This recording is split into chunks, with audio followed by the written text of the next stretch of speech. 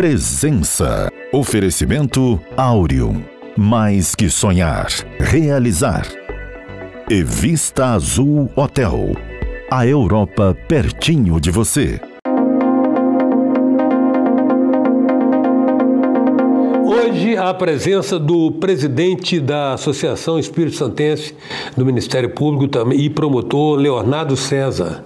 Leonardo Augusto César, com quem nós passamos a conversar agora. Leonardo, bem-vindo aqui ao Presença, uma oportunidade boa de estar conversando com você, porque você é promotor de justiça. Nós estamos querendo discutir, quando a gente está falando de justiça no Brasil, de que justiça nós estamos falando? Porque eu estou vendo tudo de cabeça para baixo e estou com medo do meu pessimismo ser contagiante. Primeiramente, boa noite a todos. Eu tenho a te dizer para não ficar pessimista, porque existe uma luz no fim do túnel. A justiça é um valor humano. O sentimento de justiça é inato a todo ser humano. Eu sou promotor do júri, trabalho no júri há 17 anos e eu sempre falo isso para os jurados. A justiça, ela é uma virtude e um valor inato ao ser humano. Então, a lei, ela pode ser injusta, mas a virtude de justiça, ela perpassa o espaço-tempo. Então não fique Você acha que é um valor que transcende, né? Transcende. Mas você falou o seguinte, a lei, eu acho que leis nós as temos boas até. O problema nosso é a administração dessa lei, não são as pessoas, a exegese, a interpretação de como que essa lei está sendo administrada. Não. A lei, na parte da justiça, a lei ela é um instrumento para a feitura da justiça. No entanto, hoje nós não temos instrumentos suficientes para que se chegue à feitura da justiça. Ou a parte criminal, por exemplo, nós temos uma visão equivocada do que seja a prisão, nós temos uma visão equivocada do papel da polícia, nós temos uma visão equivocada do que seja punição. Então, hoje nós não temos instrumentos hábeis para fazer com que a justiça seja concretizada. Até porque a busca pela justiça que está espelhada como finalidade da lei não coincide com o que o sentimento de justiça do povo pede. Aí descola. O que a justiça inata a todo ser humano pede não coincide com o que as leis nos dá como instrumento. E o resultado disso é o descrédito do Estado. Por isso que você está com esse pessimismo contagiante, mas eu acho que a gente não pode perder a esperança, não. O Estado surge, me parece, como um modelo já no século XVI e XVII, né? A partir daquele conceito de Thomas Hobbes. O Estado surge para mediar os conflitos. O Estado surge como uma instância que a sociedade colocou acima de si para ele governar a sociedade, para o forte não prevalecer sobre o fraco, né? Mas a gente não tem visto isso. Isso aí tem um problema. A gente está vivendo uma época que o Estado tem medo de ser Estado. Max Weber, que foi um sociólogo alemão, ele disse que o Estado ele é monopolizador da violência legítima. Ele tem o direito. Ele tem um direito, ele é monopolizador a partir do momento que ele prometeu para o povo que ele iria pacificar a sociedade. Ele tomou a violência que era do povo, a lei do mais forte, e ele passou a ele mesmo exercer essa violência, mas de acordo com a lei. Por isso que a violência é legítima. Com o passar do tempo, o Estado começou a não querer mais exercer essa violência, ou ter medo, ter vergonha de exercer essa violência. Por exemplo, a prisão. A prisão é uma violência, só que é uma violência de acordo com a lei. Então, é uma violência legítima e necessária para a gente poder fazer essa pacificação social. A partir do momento que o Estado não quer mais prender, a partir do momento que o Estado confunde uma finalidade da prisão com um desejo que a prisão seja, o que é que eu falo quando eu digo isso? Integrar o cara. A finalidade da prisão é punir, castigar, neutralizar o criminoso, afastar do convívio da sociedade, e, se possível, ressocializar. A partir do momento que a possibilidade de ressocializar vira a finalidade e se esquece das duas finalidades essenciais, se está desprezando a violência estatal legítima. E o resultado é justiciamento, é lixamento. O povo, é o que eu chamo sempre, o povo faz a reintegração de posse dessa violência e começa a exercer essa violência de forma não legítima. E aí, mais uma vez, acontece o descrédito do Estado e em médio e longo prazo vai haver a subversão da ordem total. Não, mas já tem curso. Está claro que tem curso de subversão. Está se reavaliando. Tem um desses trocentos vídeos, né, e mensagens que a gente recebe na internet, tem um videozinho interessante de uma ratazana gordona comendo um gato. Eu acho que nós estamos vivendo meio isso. A gente está numa situação que a população começa a desacreditar no Estado e como a justiça é um sentimento inato ao ser humano, ela passa a fazer justiça da forma dela. E a população fazendo justiça da forma dela, primeiro, o simples fato da justiça pelas próprias mãos já é uma justiça ilegítima. E segundo, impossível de ter controle. E isso vai acabar desgastando o tecido social e a médio e a longo prazo o controle estatal não vai mais existir. O controle estatal ele vai passar a ter que utilizar a força muito mais incisiva para fazer esse controle social do que a promessa que foi feita na nossa Constituição Federal. Você acha que isso você está descrevendo um processo que seria assim no curso de um fenômeno que teria uma certa espontaneidade? Você não identifica uma ação deliberada de desgaste do tecido social? Não, para mim é um projeto. É um projeto. São causas que elas estão dispersas, mas que convergem. No final elas se convergem. Convergem. E a probabilidade já não mostra que isso ser uma coincidência é a mesma coisa que você ganhar na Mega Sena. Você vê ataques nesse sentido na educação, você vê ataques nesse sentido no sistema prisional, existem ataques nesse sentido na legislação penal, na legislação processual penal, na jurisprudência. E são searas que elas não se comunicam entre si, no entanto você percebe que elas estão indo todas no mesmo caminho. Ou seja, não tem condições, isso é um projeto. Não tem condições disso ser uma coisa aleatória. Isso é um projeto. E nesse curso, como é que você vê a vilanização, a hostilização da polícia? Como é que você vê essa inversão, que a polícia passa a ser o vilão? Os policiais, assim como toda e qualquer sociedade, existem os bons e os maus. E em todo grupo, os maus são a parte ínfima. Minoria, normalmente minoria. E nós brasileiros, nós temos o problema da crise do pensamento metonímico. O que é isso? É pegar a parte pelo todo. E pegar aquela parte e achar que aquela parte é o todo. Então o que acontece? A polícia hoje é uma das últimas fronteiras para a manutenção da ordem. A polícia, ela é uma instituição muito importante para o sustentáculo do Estado. Isso, desde Platão na República, ele fala que o poder econômico ele tem que estar submetido ao poder político, aliado ao poder militar, porque se o poder econômico tomar as rédeas, ou a criminalidade tomar as rédeas, isso vai trazer a subversão do Estado. Isso vem lá do século V a.C. A policiofobia, que é um termo utilizado por um policial rodoviário federal, Felipe Bezerra, ela traz algo como se fosse uma doença autoimune. Porque os policiais hoje, eles são, fazendo uma comparação... Os anticorpos. Do estado, do corpo social.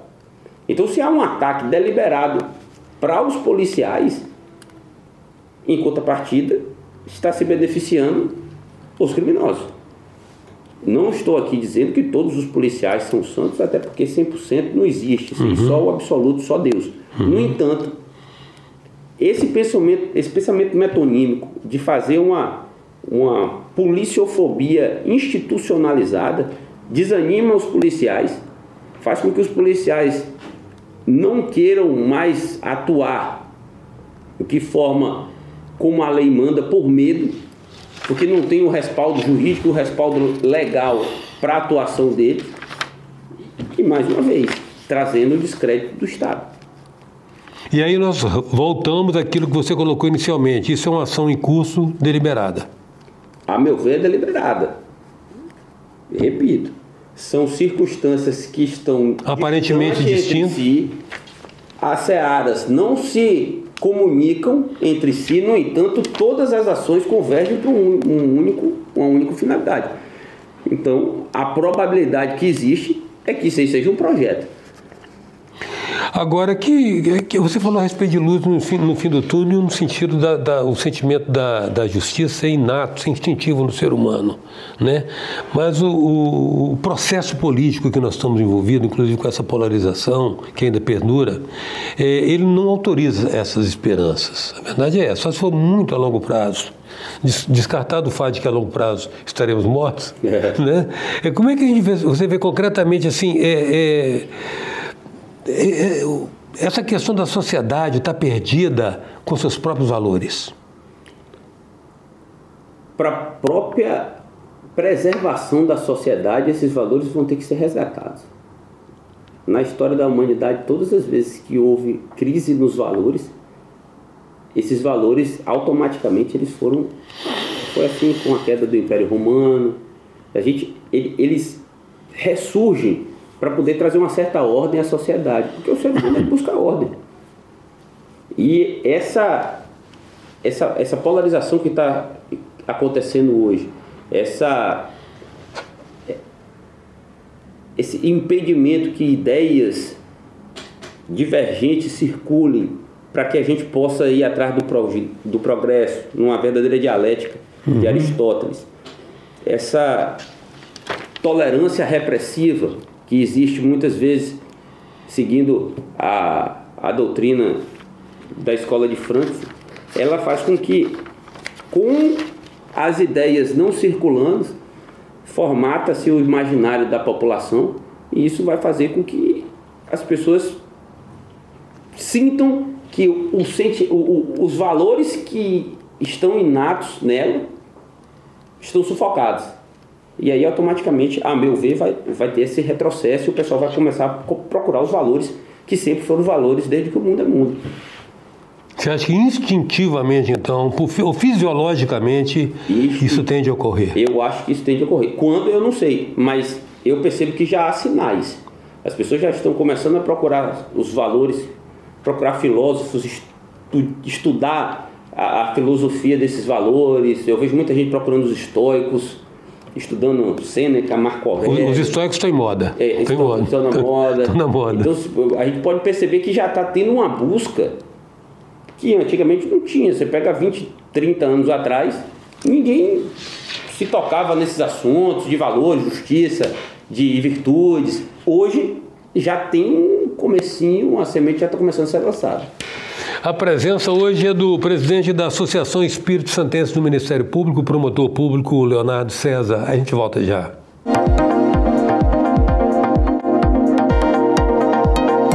Voltamos com a presença do presidente da Associação Espírito Santense do Ministério Público, o promotor público Leonardo César. Leonardo, você está fazendo essas considerações todas a respeito do pano de fundo, do background, como se diz, né, sobre o quais estão acontecendo os eventos na vida nacional. Como é que você vê essa situação de um ministro subir no morro, no morro que é território fechado dos traficantes e ser bem acolhido? Eu, particularmente, eu quero acreditar que ele tem um diálogo, e um diálogo proveitoso para impedir que o tráfico continue ganhando território. Isso não só no Rio de Janeiro, mas no Brasil todo.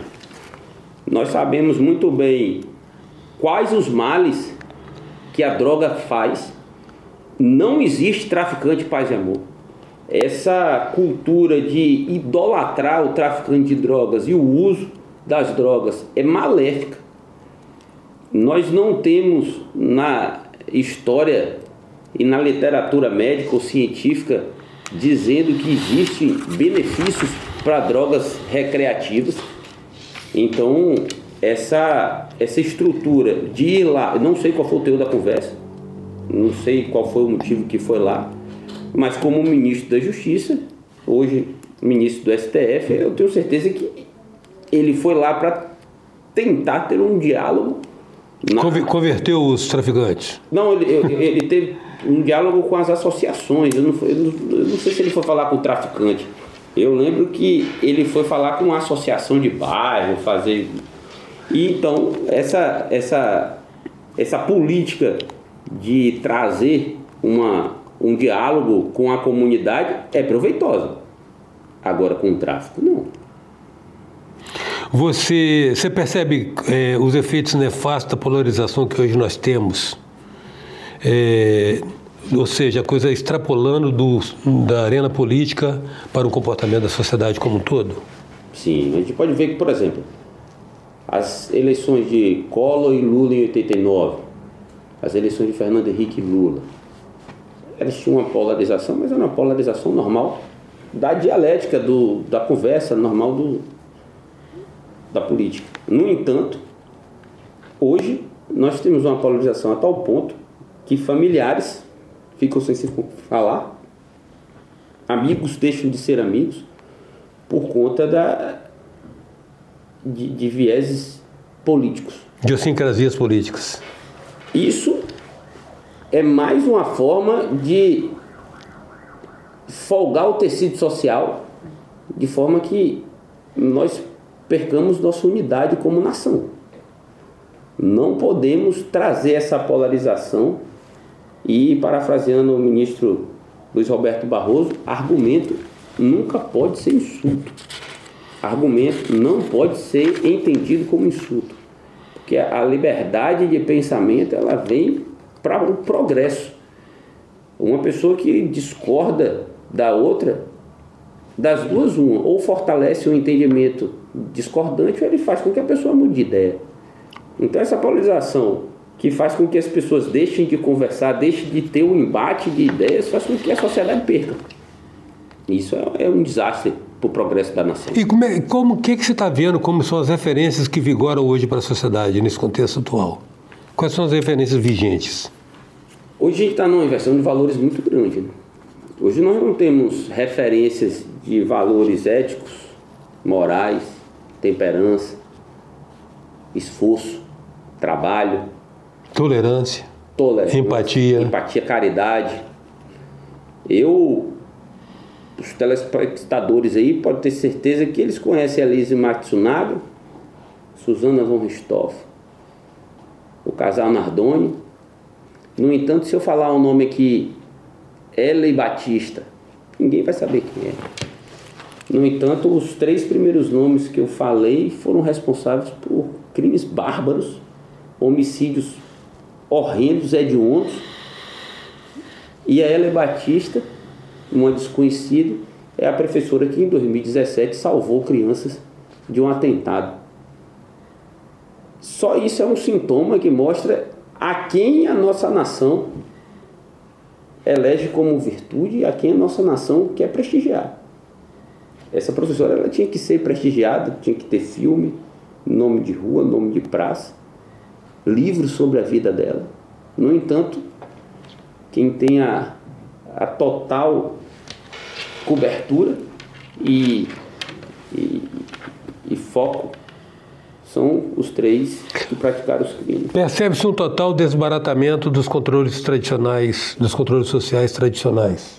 Sim, no direito tem um conceito que são controles sociais informais e formais. O controle social formal é constituído da família, religião, vizinhança, corpo social. E o controle social formal é o direito penal, o processual penal, a lei. A partir do momento que os controles sociais informais eles se enfraquecem, todo o controle social passa única e exclusivamente para o direito penal.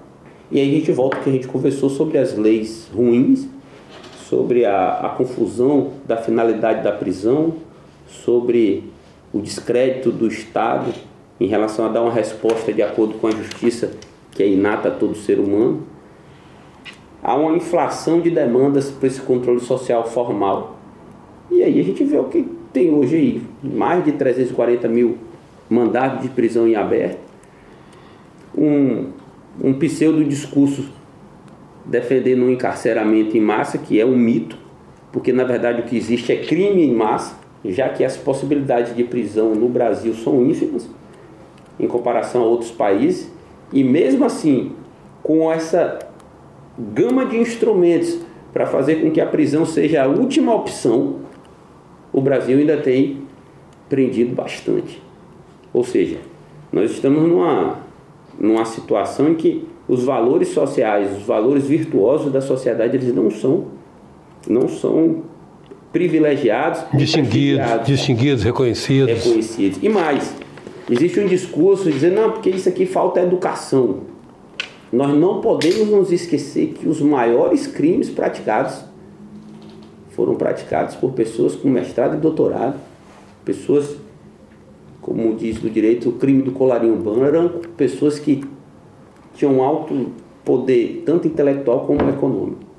Então, a questão da educação não é uma solução. O que nós precisamos fazer com que retorne à nossa sociedade são as virtudes, são os valores morais. Esses sim, que vão trazer essa paz social. Leonardo, a precarização do sistema prisional, e você já descartou que no sistema prisional é desejável que ele ressocialize, mas não é a função precípua dele. A função precípua dele é penalizar e mostrar ao cidadão que ele, incorrendo na transgressão, ele deverá ser castigado, né? E dependendo da gravidade, ser apartado da sociedade. Mas a precarização do sistema prisional, numa decorrência, talvez, do quanto que o Estado é caro à sociedade, não estimula toda essa tolerância, essa ideia de que essa liberalidade, no sentido de uma indulgência que não vai mais demandar ainda este sistema prisional? Mas aí a gente vê na questão do que se vê e do que não se vê. Tem um francês, Frédéric Bastiat, ele tem um livro, O que se vê e o que não se vê. Ele trata da economia. Na economia ele diz que quando tem um problema econômico, a gente vê a questão, quando diminui um imposto, o cara parou de pagar o imposto, ele tem mais dinheiro no bolso, só que automaticamente não se vê que aquele imposto serviria para pagar algum tipo de benefício social. Serviço. Trazendo para essa questão. A precarização do sistema penitenciário é algo que se vê, mas eu nunca vi ninguém questionar sobre as vítimas daquelas pessoas que estão ali. As vítimas no sistema penal brasileiro, elas são totalmente desprezadas. Invisíveis, né? Invisíveis. A partir do momento que acontece o crime, essa vítima ela é colocada de lado e todo o foco da justiça criminal é voltado para o criminoso. Exemplo claro. Vamos ter uma situação hipotética aqui de um roubo. Uma pessoa estava com o seu celular, passa o criminoso com a arma, toma o celular dessa pessoa. A polícia vai lá e prende essa pessoa. Esse criminoso ele vai ser levado para uma audiência de custódia. E na audiência de custódia a vítima não participa. Quem participa é só o criminoso. Em nenhum momento a vítima é levada em consideração em nada. Ela inexiste. E aí sempre a gente vem ouvindo falar sobre a questão do orçamento. Aqui um preso custa tanto e o custo de manutenção do preso. E quando se tem um programa de desencarceramento, existe uma economia de tantos reais. Só que se a gente for olhar bem, essa conta está sendo feita errada. Por quê? O crime tem um custo. Existe uma parte do direito que chama análise econômica do direito. Existem fórmulas de se calcular o custo de um crime em uma determinada localidade. E esse custo do crime não é o custo do objeto que foi furtado ou roubado. É o custo do crime como um todo. O descrédito do Estado, o impacto que aquele crime teve naquela comunidade, a desvalorização dos imóveis daquela região pelo fato de ter vários crimes naquela localidade. Tudo isso é o custo do crime. Esse cálculo do custo do crime não é feito para saber quanto custa o criminoso e se vale a pena manter o preso ou não. Porque esse encontro de contas não é feito. O único encontro de contas que é feito é que um preso vale tanto, com ele do lado de fora não vai se pagar isso e vai sobrar tanto. Esse cálculo está feito de forma equivocada. E, mais uma vez, se despreza totalmente a vítima, que deveria ser a maior protegida na questão do crime. A gente tem que botar na cabeça o seguinte: o crime, ele tem dois lados, o do criminoso e da vítima. E nós, como nação, nós precisamos escolher em qual lado nós estamos. O Brasil, como nação, precisa escolher qual é o lado que se quer proteger. E isso aqui, eu não estou dizendo que os criminosos não devem ter os seus direitos reconhecidos. Uma coisa não exclui a outra. O que é um problema hoje no Brasil é só existir um foco nos direitos do criminoso e desprezar completamente os direitos da vítima. O que é que tá pecando por excesso de permissividade? É o Código de Processo Penal ou a exegese, a interpretação e a aplicação do Código de Processo Penal? Eu acho que é uma política criminal como um todo. Nós temos um Código Penal de 1940 e o Código de Processo Penal também é de 1940 e teve duas reformas, uma em 2008 e outra em 2019. Só que, repetindo o que eu falei mais cedo, o sentimento de justiça do brasileiro, ele não é espelhado nas nossas leis. E nós temos um problema, uma síndrome de vira-lata na nossa política criminal. Por quê? Nós importamos tecnologias jurídicas dos Estados Unidos e da Europa e nós nos esquecemos que aqui o material humano é brasileiro. E o brasileiro não vai conseguir compreender isso aqui. Existe um descolamento da realidade cada vez maior. Antes, as leis, as teorias, elas eram feitas com base na realidade. Existia um problema na realidade, a teoria vinha, olhava esse problema e tentava resolver. Com o tempo, passou-se a fazer teorias com base em teorias, e a realidade cada vez ficando mais distante. E existe um jurista francês chamado Georges Rippé, que ele diz o seguinte: quando o direito ignora a realidade se vinga e despreza o direito. É o que está acontecendo hoje no Brasil.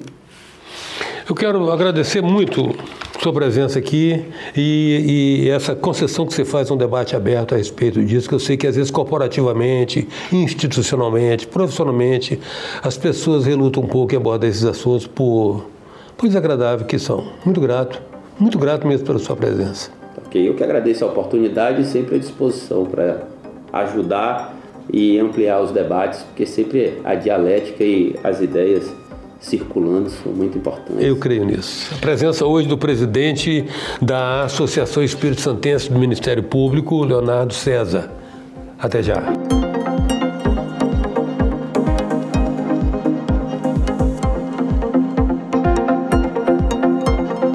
Presença. Oferecimento Áureo. Mais que sonhar, realizar. E Vista Azul Hotel. A Europa pertinho de você.